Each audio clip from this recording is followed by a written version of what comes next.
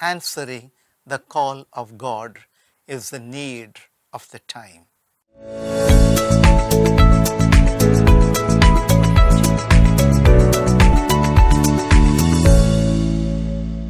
My dear brothers and sisters, today's first reading is taken from the first book of Kings, chapter 19, verses 19 to 21, where we come across Prophet Elijah reaching out to a young person who had been working in his field, plowing.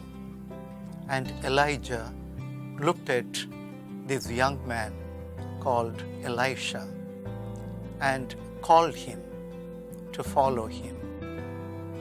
My dear brothers and sisters, we find an example of how God calls a person to priestly life and to religious life.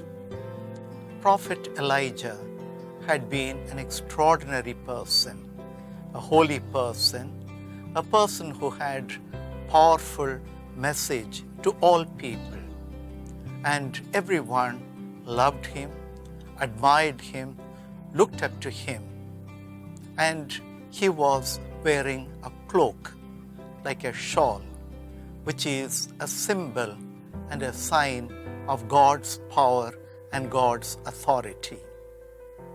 And as he was going, he saw this young man, Elisha, working in his field, plowing.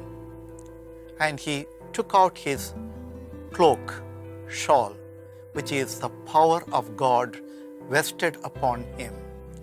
And he threw the cloak upon Elisha. And Elisha saw that the power of God had reached him. And that is the time Elijah told him, "Follow me." And Elisha went through the process of answering the call of God. He experienced the call of God. He began to reflect about the call of God. And he had decided to answer the call of God. And then he decided to give up all the things that he had been having. And then he decided to leave his family. And finally, he decided to go and to follow Elijah. And in and through following Elijah, the great prophet, he would follow God. Vocation, my dear brothers and sisters, call to religious life and to priestly life is very, very similar. God reaches out to us through a person, and we have an experience, and we decide to reply to the call of God. And in the process, we give up one by one and choose to follow the Lord. Answering the call of God is the need of the time. Let us pray to God that we may have the grace, the courage to answer the call of God. Amen.